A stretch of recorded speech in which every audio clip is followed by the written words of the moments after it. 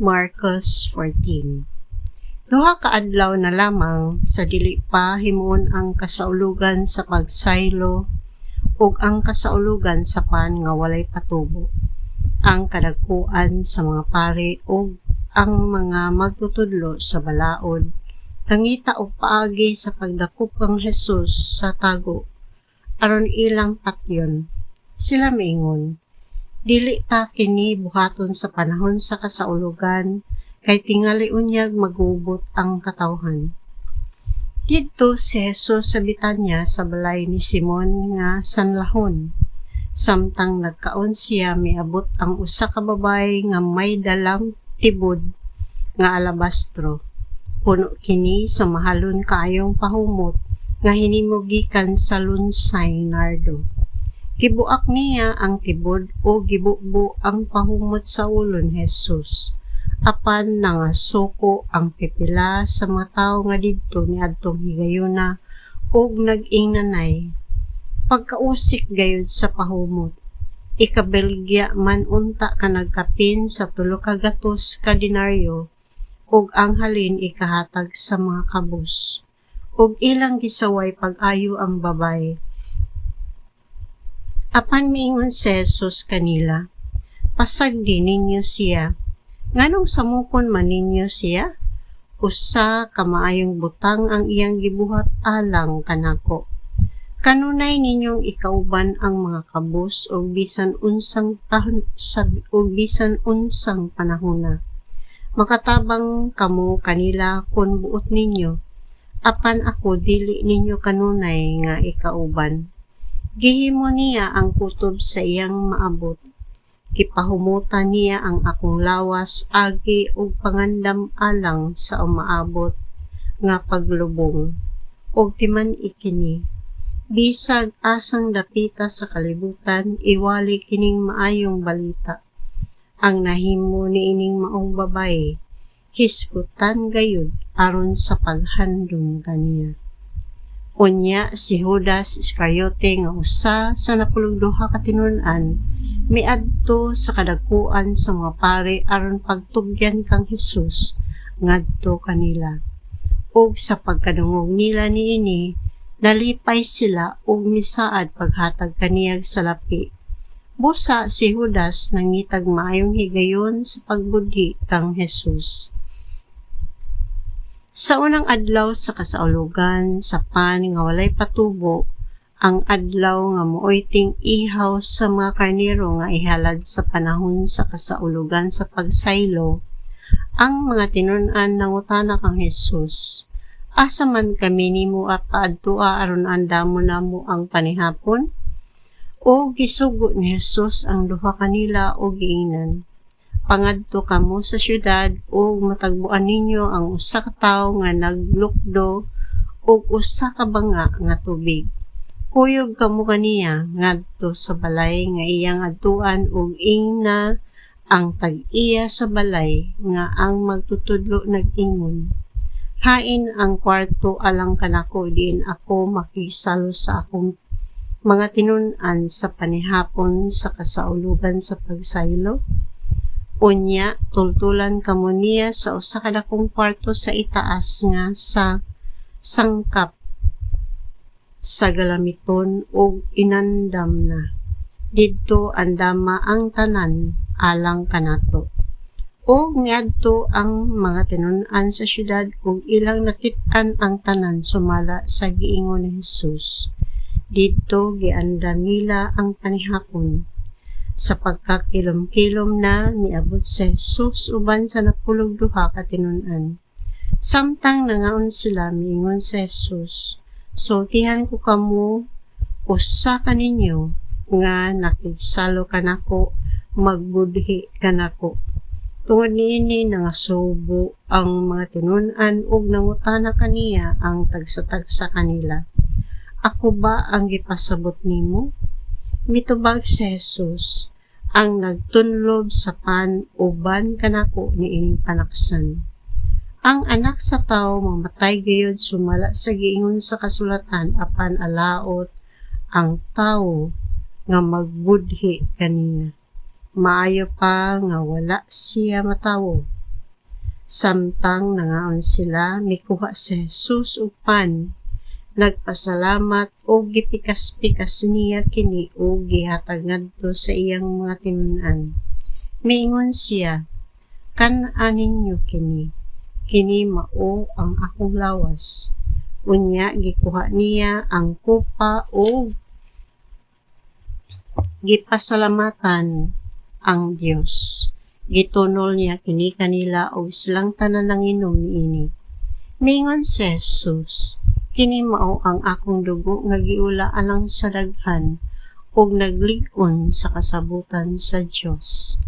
O sultihan ko kamo nga dili na gayud ako moinom pag-usab niining bino hangtod sa adlaw nga moinom ako sa bag-ong bino dito sa gingharian sa Dios. Unya nag-awit sila og usa ka awit sa pagdayeg sa Dios og nangadto sa bungtod sa mga olibo. Si Jesus mingon kanila, motalikod unya kamong tanan og mamiya kanako kay ang kasulutan nag-ingon, patyon ko ang magbalantay ug magkatibulaag ang mga karnero. Apan human ako mabanhaw mo na ako kaninyo ngadto sa Galilea. Si Pedro mitubag, dili gayud ako mubiya kanimo bisan pagbiyaan ka sa tanan.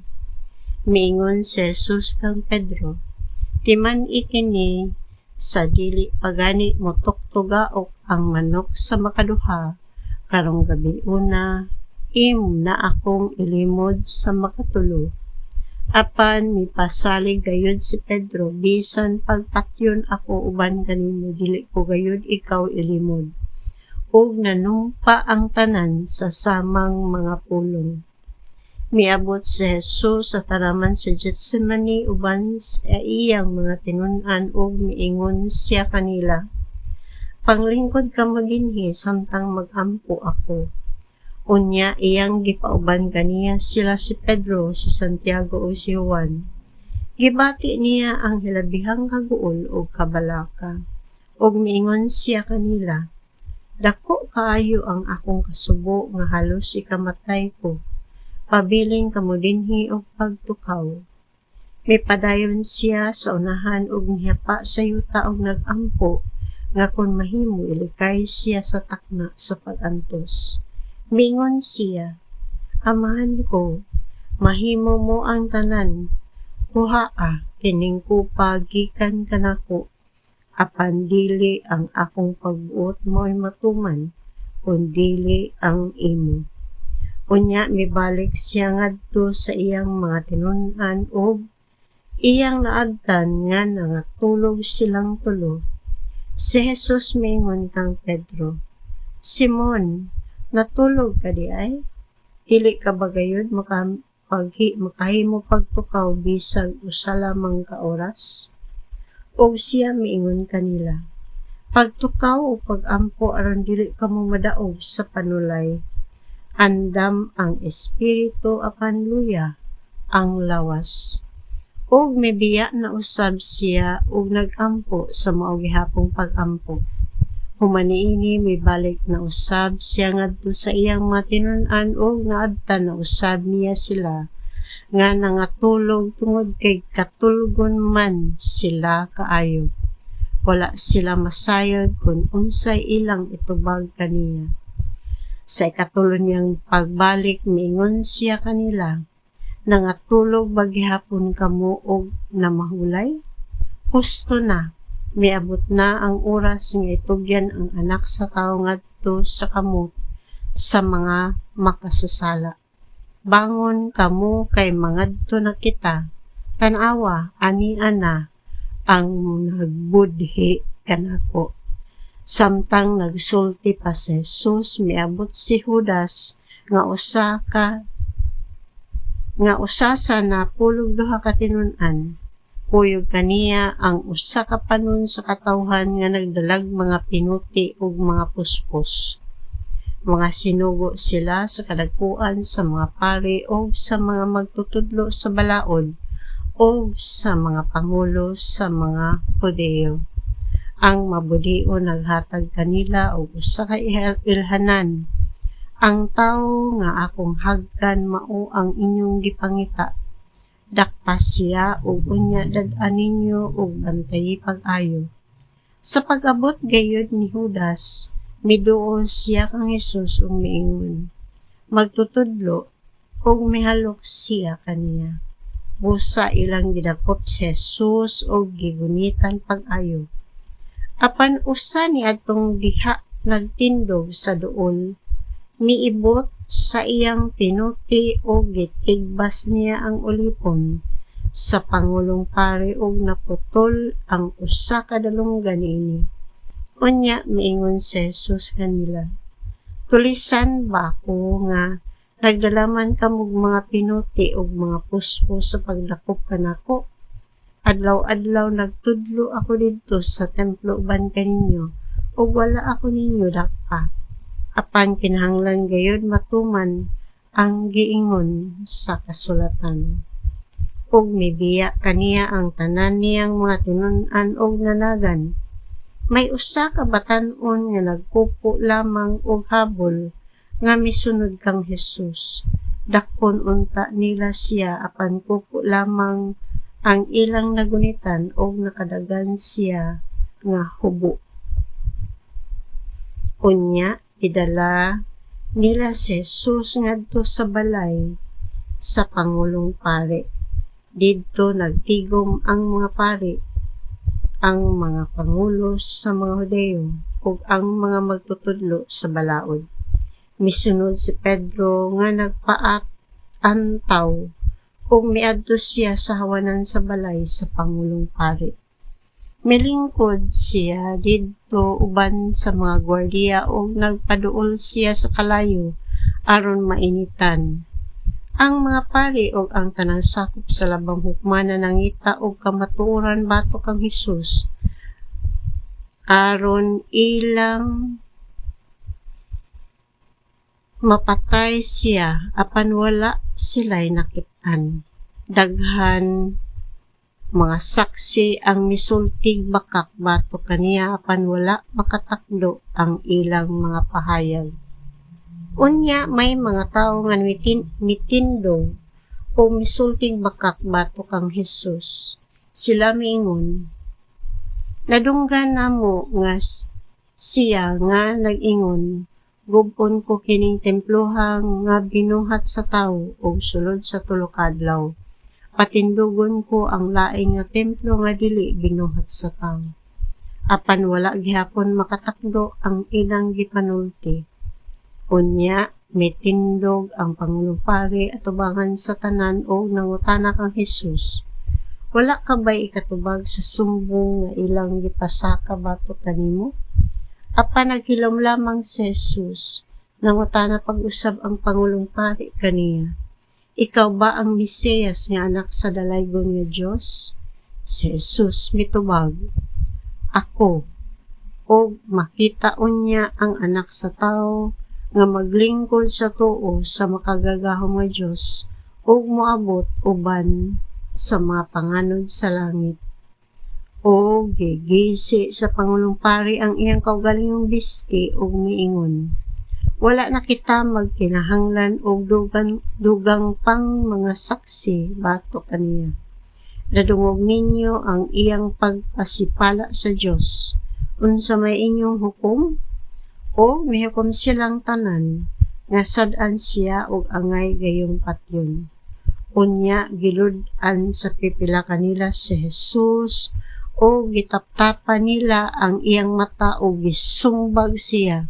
Mingon sila, tag-ana kung kinsay nagsumbag kanimo. O gikuha siya sa mga gwardiya o gitabangag tamparos. Didto pa si Pedro sa hawanan sa dihang milabay ang usa sa mga sulugong babay sa Pangulong Pari. Sa pagkakita niya kang Pedro nga didto duol sa kalayo, mitutok ang babay kaniya og miingon, kauban ka usab ni Jesus nga Nazaretnon. Apan milimod si Pedro nga nag-ingon, wala ako makaila kaniya ug wala ako makasabot sa imong gipanulti. Migawas siya og unya may manok nga mitugtugaok. Didto hikit-an siya pag-usab sa babay ug miingon ang babay ngadto sa mga tawo nga nagbarog didto. Kauban kana siya nila. Apan milimod na usab si Pedro. Pagkatagtaod miingon na usab ang mga tawo kang Pedro. Dili ka gayud makalimod nga kauban kanila kay taga Galilea ka man usab. Dining higayuna nanumpa si Pedro. Bisag mamatay pa ko karon dayon. Wala gayud ako makailan niya ng tao nga inyong gihisgutan. Unya, mitugtugaok ang manok sa ikaduhang higayon o nahinumdum si Pedro sa giingon ni Jesus kaniya. Sa dili pa mutugtugaok ang manok sa makaduha, imo na akong ilimod sa makatulo. O mihilak siya.